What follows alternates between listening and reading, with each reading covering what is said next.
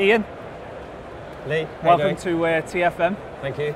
It's been a while. It has. We haven't seen each other for a few years. Yeah, but good to be back in contact here. Yeah, definitely. Well, look, I thought you were perfect for this because this vlog that I'm doing, The Journey, Sure. I've promised to everyone that I'm going to get some really interesting, talented, really thought leaders, big influencers. Cool. And before we get them, you've got me along, right? Exactly. But look, one of the things I get asked about all the time, Sure. and I definitely see myself as a sales guy at heart. I think you have to be running a business, and in any business you have to be now. But social selling, it's been around for a while. No one really gets it. Everyone sort of gets it wrong. I don't know many who are getting it right. Sure. And I thought, well, okay, I'm getting asked this question. Who do I know who knows that inside out? Who's got the history, the background? Who's a major influencer? Cool. Number 4, I think, in the UK. Yeah. So should we start there in terms of social selling? What's it all about? So the first place really to start is the term social selling. It's a bit of a misnomer and it's misleading because it indicates you sell your product over social. And I hear a lot of people, that doesn't fit us. So before they even find out what it is or how it might benefit the organisation, they've moved away from it. Yeah. So it really should be social media sales engagement. Yeah. It's a new way of engaging with a prospect customer to get them into a real world conversation, whether it be over the phone or in a meeting. It doesn't replace traditional methods. Yeah. It supplements them. Yeah. And the real reason it's come about is people hear the term, the buyer dynamic has changed. The way we act as humans in a buying process has changed, whether you're a consumer or B2B. So you think about yourself, if you're going to view a movie, you're going to buy something on Amazon or wherever, you'll look at peer reviews online. You'll research it, you'll search for other reviews, you'll compare it with other products and all this type of stuff.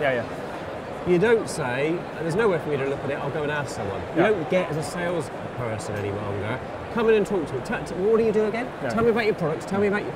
Because they already know. Depending on whose stats you believe, 70 to 80% of the buying journey is done before you get that conversation. So it's... So we're all the people walking around and walking through shots and stuff like that, but that's another part of social selling, so you get out of the way. But anyway, I think for me, so that's an interesting point, isn't it? So it isn't actually a new avenue, like a new channel that you can exploit, that all of a sudden this is going to turn into lots of leads and lots of opportunities, which is really what people think, isn't it? They think that, okay, if I now start, use LinkedIn Navigator and I use all of these really great tools and I give these to our salespeople and they just start firing emails out and messages out, that all of a sudden this is going to turn into lots of leads and opportunities. It isn't that. No, so social selling, firstly, is a methodology. Yeah. A set of methodologies and approaches. Tactics. Yeah, it's not a tool. So LinkedIn Navigator, great tool that helps you apply those methodologies. And LinkedIn's done a great job, right? We can't knock them for getting the world to believe that is social selling, and they're owning that space. But it is a tool set, the same as Twitter, the same as other social media tools, Instagram, Facebook. These tools you use as appropriate to the type of business and product you sell, the type of customer. So Instagram will only be applicable if that's where your audience is. Sure. So going back to old world marketing and selling, who's your buyer persona? Who is your customer? What do they look like? And how do they behave and where do they do the research? And if Instagram isn't something they look at, if you do artwork and that's one of your products or architecture, Instagram could be a good platform for you. If you're selling complex integrated software, why is someone going to look for you on Instagram? So they're the tools. Social selling is about getting salespeople to understand new methodologies for getting that engagement. They're helping you in what's become the hard part. If I get engaged with you, we meet, then I come into all the sales skills from traditional rapport building, qualification, objection handling, all the usual stuff. But that's applicable once I've got the conversation. The challenge now is how do I get, and I hear this again and again from sales leaders, I don't have enough in my pipe. Because it's got harder and the salespeople aren't getting there and the results of marketing aren't generating enough leads and contact. What do I do about it? Absolutely. Makes sense. One of the things you can do about it, it's not the golden fix, is social selling. It's getting your salespeople to apply new skills to get that initial engagement. Once you get it and you turn it into a real world phone conversation or meeting, apply all the selling skills you've got. So what's important from that is if you're poor at selling and the execution, social selling won't fix it. It's not going to work. No, Yeah. it'll Which get is you to the often table, yeah. but then you fall back into the badness. Yeah. Well, and I've got a really interesting theory on that in terms of, I think salespeople get lazy. Yeah, it has always been said that salespeople are lazy in general. I'm not, the best salespeople are always the most active. I've worked with a lot of great people and they're always the busiest, so I don't think that's always true. But they think that, or salespeople can get lazy and think, okay, I'm now going to profile some clients on LinkedIn, and I'm going to retweet a few things about what my company is doing, and all of a sudden that these things are going to start to flood in, right? So there's two ways that I look at it. There's from an individual sale. Let's try and break it down a little bit. So there's from an individual salesperson's perspective. Maybe we tackle that first, and I think the other bit is to talk about from a brand perspective in terms of an organizational side. So maybe from an individual perspective as a sales guy, or a sales manager, sales director, what should I be doing and how should I be using social selling as a methodology, as a set of tactics? So putting aside the organizational bit, one bit that bridges the two is your sales leadership needs to buy into this and support the use of it. What I've seen out in the real world field is that the top echelon salespeople will sort of figure this out themselves. And I figured this out over the years by osmosis. Before the books and education and resources came out, I had a challenge and I saw what was happening is the power dynamics change, it's getting harder to get to the table. How do I fix this? Because it's not the problem of trying to sell and hit targets isn't going away. So I tried new things and figured it out the hard way. And that's how I've got to where I am. But you've got to have some leadership backing it. Otherwise you may get one or two salespeople do it, the others, A, won't find the path and they won't feel supported to do it. And I've seen sales leaders where they'll look at someone who's perhaps on social in the office and go, stop playing with that and pick up the phone. Right, so that says you're not understanding where this fits in the sales engagement process. Customers expect you to do research. You mentioned there, that's part of it, absolutely. I call it being the Sherlock. It's not just researching, but it's looking for points of engagement and relevance. Avenues. It's the relevance that's key. Absolutely. And I've lived that, right? So let me give some tips for sales guys and gals who want to pick this up. What's reality of getting involved with this? So social selling is about find, and that means identify who the person you want to get in touch with is an organisation. Not just the individual, but their influencers and other people. It's that mapping of an organisation. So that's the find piece. It's then potentially connect, not necessarily in this order by the way, but connect. How do I get a connection with them? It's engagement and it's listening. And they can be a mixed order. So what I look for is find those people and then do some research. Do the Sherlock. Who are they connected to that I know? It's the obvious one, right? Who can I leverage a contact? And I'm sure I've reached out to you at some point and said, do you know so-and-so? Absolutely. Can you introduce did it the other day. Can you introduce us? Absolutely. Which is good salesmanship, right, isn't it? So that's fundamentals, but then it's looking at them and researching and looking for the hidden nuggets. So what I mean by this, if you think of Sherlock, which people I'm sure are familiar with the story, you'll get Lestrade, the policeman, come in, see the same crime scene, and not really interpret anything from it. Oh, someone's been murdered and they've killed themselves. That's a closed shut case. Sherlock will appear and see 30 other things they haven't spotted, correlate them, figure out that means this, and then ask other questions and have a different picture and be able to do something different with it. And that's exactly what good salespeople have always done. Absolutely. So it's spotting those things on LinkedIn that say, they're linked to so-and-so, or they follow this, or they shared this article. Who's influencing them? Absolutely. So I've had that as a real world example where I looked at a contact one of my salespeople wanted to get hold of and wasn't getting anywhere. So I had a look at it, and luck of the draw, I looked down, looked at other engagements they've made. And they'd engaged and liked and shared content from a guy called Mario Martinez in the States. Now luckily, a month or two before, I'd done a video interview with him over the web. So that was my outreach, was, I notice you've done this piece with Mario. I just did this interview, and based on you, I can see you're also interested as a leader in your business in this might be a beautiful content for you. Off the back of that, next morning I had an invite to connect. And my sales rep had got no response on anything. Now here's the prospect actually inviting me to connect. Doesn't always work that way. No. And on the back of that, thanks for the connection, pleased to connect, glad you found it useful. Actually, one of my people's been trying to get hold of you. There's a little bit of a conversation that feels more natural, as opposed to I'm trying to bash the door down. It's an in, definitely. one thing on that then. So just so I'm checking my understanding on it, because I think this is the, you know, I guess I won't use the term lazy, but this is from a point of view is that, you know, it's patience then. You've got to have patience, haven't you? So, so that was a quick one, right? Yeah. Others I've had. But it doesn't always happen like that, but in normal it will take time. 3 or 4 months to get anything. So you feel like you're losing.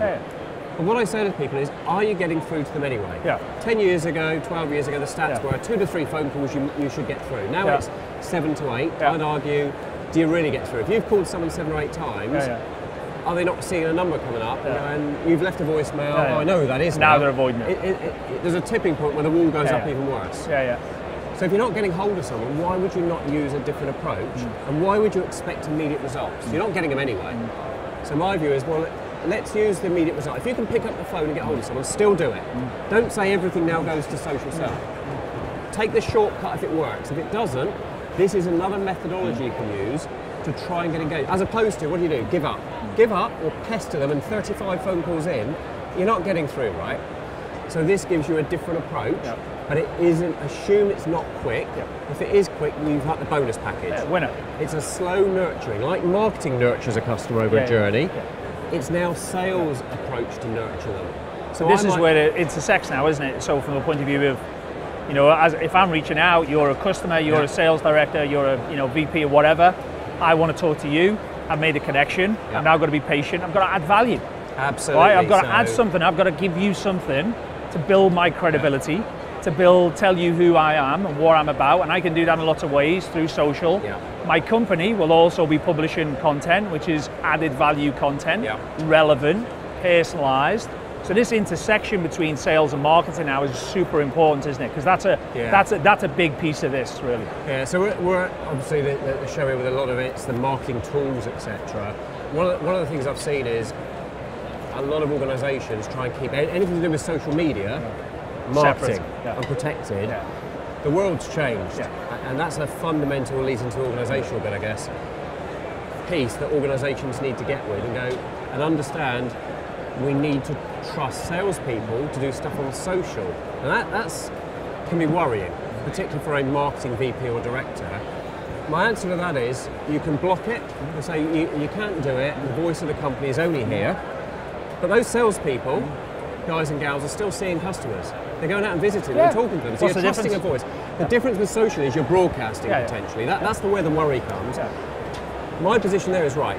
So you can block it and ignore it, you're missing a trick, or you can say, we're going to do this, and we're going to invest in it, but we're going to train those salespeople, coach them to do this. So we're not just going to let them go loose and say, go and retweet stuff and just do it. We're going to train them in the methodologies and help them behave in the right way, which is to your advantage, because all of the organisations, you can look at all the stats out there, look at social selling results, search it and Google it, you'll find all of them point to people who do this, and organisations and sales teams are becoming more successful, getting better results, better success, more club trips, all the nice stuff we used to get. It works, and I've witnessed it over the last 2 or 3 years working, where I've used this to get into the CIO of global companies, where our business and other people couldn't get in. And I've done nothing clever, it's not rocket science, I've just behaved differently, used some different methodologies, and been a little bit patient, as opposed to, I want to be there tomorrow. We all want that. It takes time. But you can't do that. You can't force it on social. It's like going up to someone at an event. We're getting coffee, you came here this morning on train. Where'd you come from? Natural conversation. And then I turn it into, well, this is what I do. I'm sales director in Natterbox. We do cloud telephony, boom, boom, boom. You're going to go, well, who is this guy? As opposed to, we build some warmth, might bump into you again a little bit in the room, or afterwards at coffee. At some point, you'll probably say, hey, what do you do then? Well, what are you here for? Absolutely. Naturally, it gives me an excuse to engage. And I had this at an awards the other day, bumped into someone, we were just chatting, turned it, can you do this? And turned into a lead. I wasn't trying to create, I was just chatting to someone. You do the same on social, but it's a bit slower because it can feel more intrusive. And I bet, and I'll take the bet here, you've had someone reach out to you who, can we connect? And you've looked at them and gone, oh my God, they seem, they're good profile. So they've passed the first test, they look good, incredible, you connect.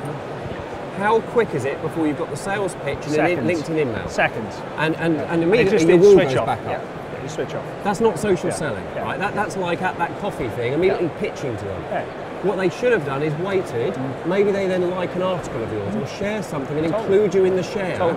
Because they've looked at what you do and they've shared something that's relevant to you. That you. My game is, can I like stuff genuinely that I would like? I don't like something they've posted that I've got no relevance in. Yeah, absolutely. Maybe I share it on. They notice that in their notifications on a social platform. I want them to like or share something I've got. Oh, that's interesting. A little bit of So it's a bit like a dance, isn't it? It is. A bit of relationship. Absolutely. My perfect world Give and is take. they follow me or they invite me to connect because they see the value in doing so. Yeah, absolutely. Now you're earning rapport. Yeah. You know, maybe you share an article, I think you mentioned. Yeah. It doesn't have to be with them directly. Include them in. Or if you're doing something and it's relevant, reach out and say, we're doing this paper, can we get a comment from you? Because I've seen you publish stuff or you write your own little blogs or articles. Find a way to be interesting and engaging to them. But the real critical thing is be relevant or authentic. Oh, totally. Don't fake it. If they're into football and you see it, don't start commenting on football if you have no interest and don't understand. If you can't talk about it. Because the interesting thing is that, and it comes back to authentic, and we're going to be doing a bit on that later, in terms of authenticity in sales and knowledge and know-how. And what I hate is these really crafted emails or messages, which have sort of been highly produced in terms of to really hit certain points, rather than just saying, hey, just want to reach out, think we may have some mutual interests, good to get to know you at some point and grab a coffee.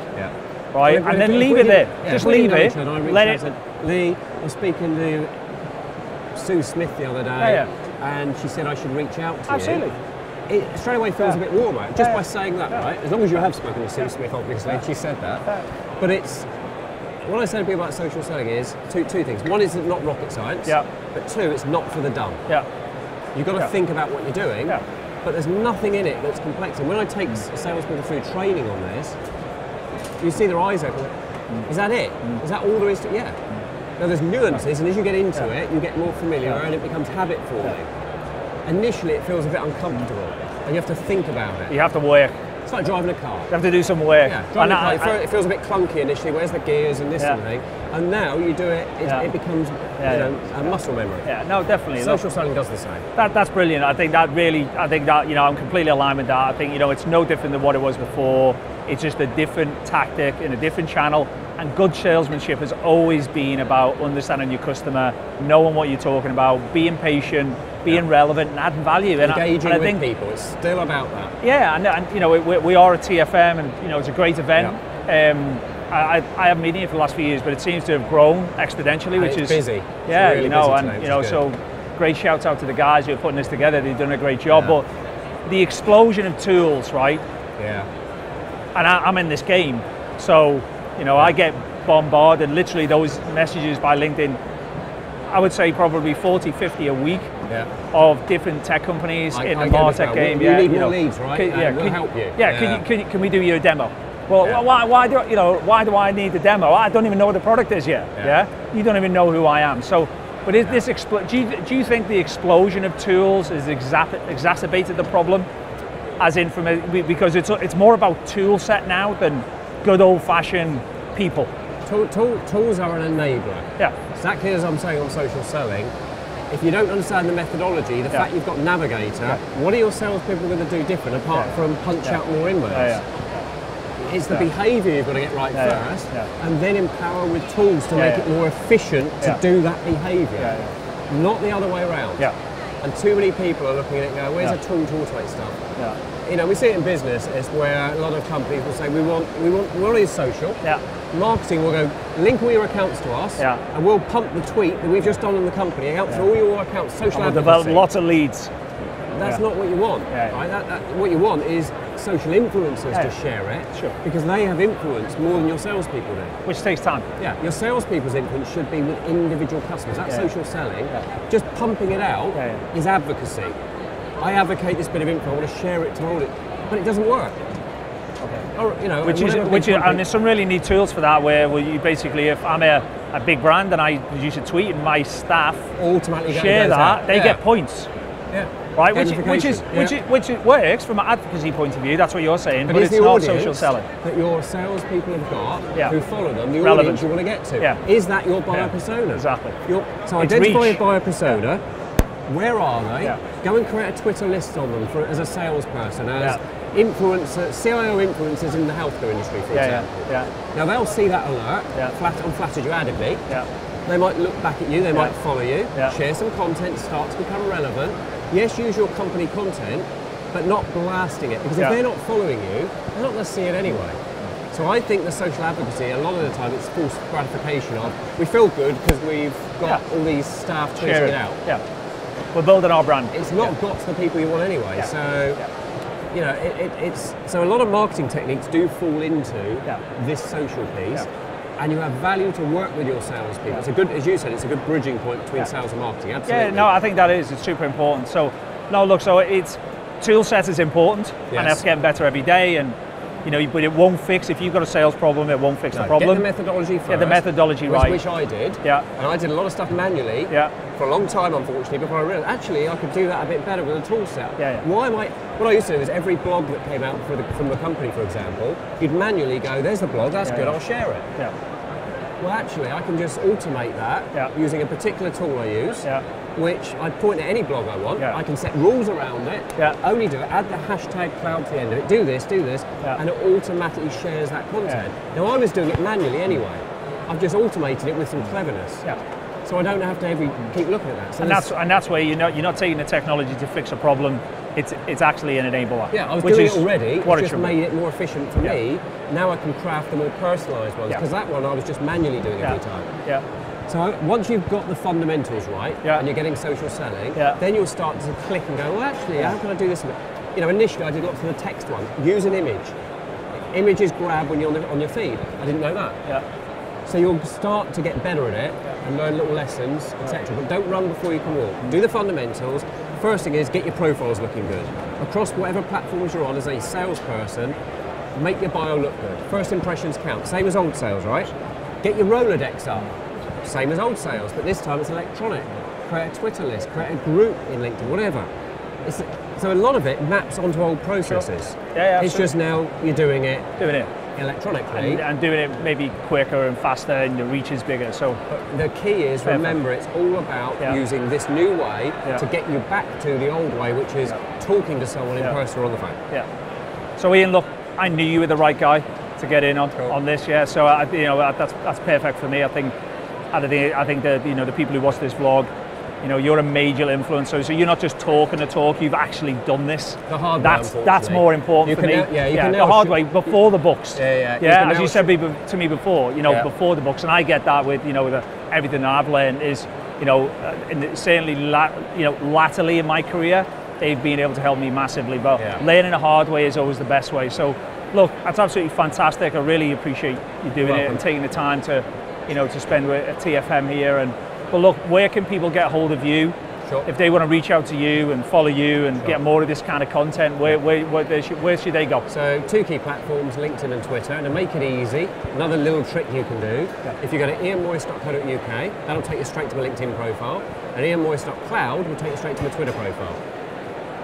So that's where to go, follow me. Hopefully you'll see examples of me behaving in the way we've been talking about, and the right interesting content. And there's tons of added value there. I get that content all the time, so Ian, fantastic. Thank you. Appreciate it.